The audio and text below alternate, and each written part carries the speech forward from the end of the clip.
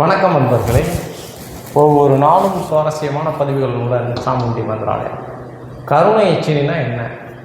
கருணை எச்சினி சார்ந்து எந்தவாறு வேலை செய்யும்? கருணை எச்சினுடைய தன்மைகள் என்ன அப்படிங்கிறத நம்ம ஒவ்வொரு வீடியோ ஒவ்வொரு பதிவுகளாக நம்ம பதிவிட்டு வருகிறோம். இதில் மிக முக்கியமாக விஷயமாக கருதப்படுது கருணை எச்சினி. கருணை எச்சினி என்ன பண்ணும் அப்படின்னு கேட்டீங்க அப்படின்னா, முதல்ல அந்த கருணை எச்சினா யார்? அந்த தேவதையினுடைய என்ன? அதாவது தேவர்கள், நம்ம பெரிய பெரிய இருக்கக்கூடிய கடவுள்களுக்கு பணிவிடை செய்தவர்கள் தான் பணிப்பெண்கள்.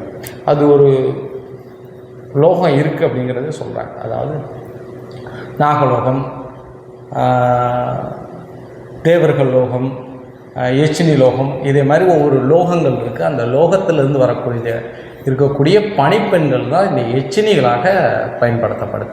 இந்த எச்சினிகள் முன்னோர்களுக்கு சில விஷயங்களை எடுத்துக்காட்டவும் போகவும், கடவுள்களுக்கு பணிவிடை செய்து அவங்களுக்கு சில விஷயங்களை உணர்த்ததுக்கும் முக்காலத்தையும் கணிக்கக்கூடியது தான் இந்த கருணை எச்சினி. எச்சினியில் பல எச்சினிகள் இருக்குது.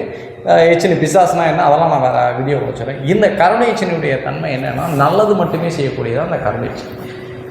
நல்ல விஷயங்கள், நல்ல விதங்களை மட்டும்தான் அந்த கருணை எச்சினி பண்ணும். இந்த கருணை எச்சினி பண்ணக்கூடிய தன்மைகளை பார்த்திங்கன்னா நிறைய இருக்குது. நம்ம எவ்வளவோ தன்மைகள் எடுத்துக்கிடலாம். இந்த கருணை எச்சினி எவ்வாறு பண்ணும், எப்படி பண்ணும், அப்படி பண்ணும், நிறைய விஷயங்கள். ரெண்டாவது விஷயம் என்ன அப்படின்னா, முக்காலத்தையும் கணிக்கும். இப்போ ஒரு ஆள் சாமி பார்க்க வர மிக முக்கியமாக ஜோதிடர்கள், மாந்திரிகர் பெரும்பாலும் கரண பிசாசு எச்சினி தான் வச்சுருப்பாங்க.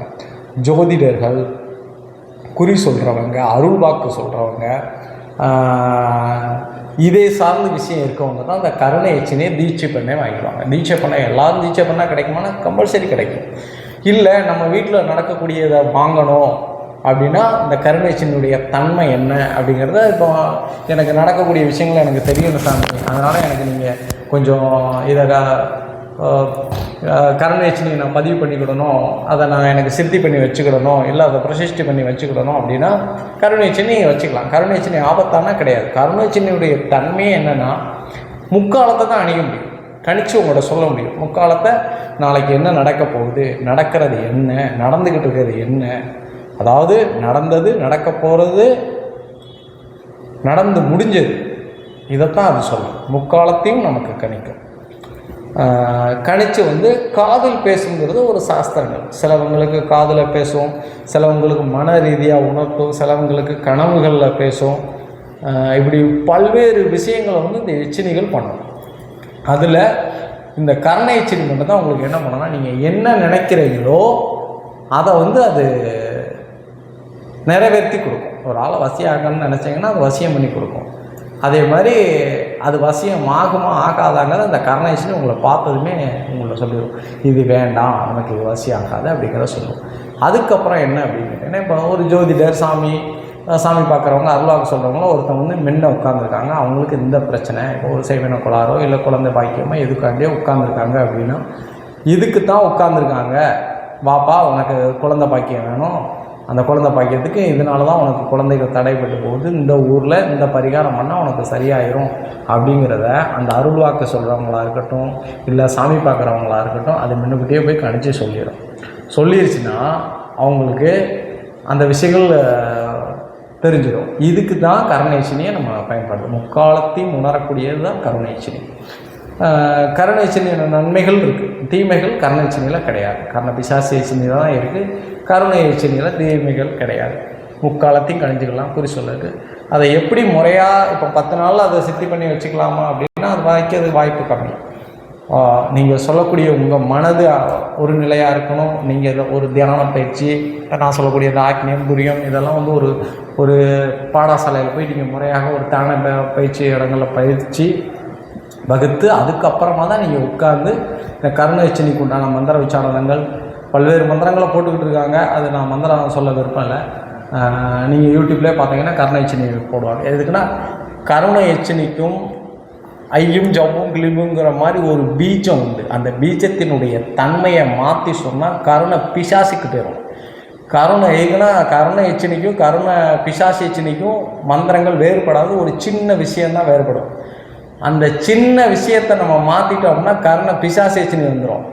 ஒருத்தன் ஒன்று சேரணும் அப்படின்னு சொல்லி நீங்கள் கர்ண எச்சினிகிட்ட மனசார வேண்டி எச்சினி தவம் பண்ணிக்கிட்டு இருக்கீங்க அப்படின்னா அந்த மந்திர உச்சாடனம் பண்ணையில் கர்ண எச்சினி பிசாசு எச்சினி போட்டிங்கன்னா அது வேறு மாதிரி போயிடும், உங்களுக்கு மாற்றி தவறாயிடும். அதனால் மந்திர உச்சாடனங்கள் எனக்கு நான் அதை சொல்ல விருப்பம் இல்லை, வரக்கூடிய மாணவர்களுக்கு மட்டுமே அதை சொல்லுவேன். இதுக்குன்னா நான் சொல்கிற விஷயங்கள் சரியான தமிழ் உச்சாடனம் இல்லாமல் அது வேறு மாதிரி மாறிடக்கூடாது.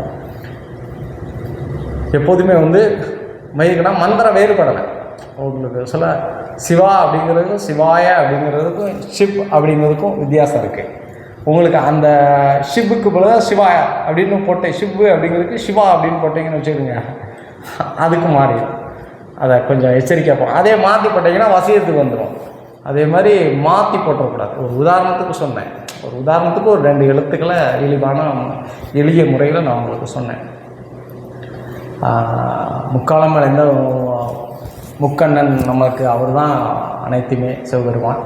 அதே மாதிரி உங்களுக்கு நீங்கள் கரணீச்சனியை தீட்சை பண்ணி வச்சுக்கிட்டு நல்லது. பெரும்பாலும் வீட்டில் இருக்க பெண்கள் கனவுல சொல்கிறதோ இல்லை உங்களுக்கு உணர வைக்கிறதோ இல்லை குறி சொல்கிறவங்களோ இல்லை ஜோதிடரோ போய் நீங்கள் கரணீச்சனியை நீங்கள் பதிவு பண்ணி வச்சுக்கணுங்க. கரணீச்சனி உங்கள்கிட்ட இருந்துச்சுன்னா சகல கஷ்டங்களும் உங்களை விட்டு விலகும். கரணீச்சனி மிக பெரிய மனம் படைத்த எச்சினி, கருணையின் எச்சினி, கருணை எச்சினி. காதில் சொல்வதனாலே அதுக்கு கருணை எச்சினின்ட்டு இன்னொரு பேர் இருக்குது.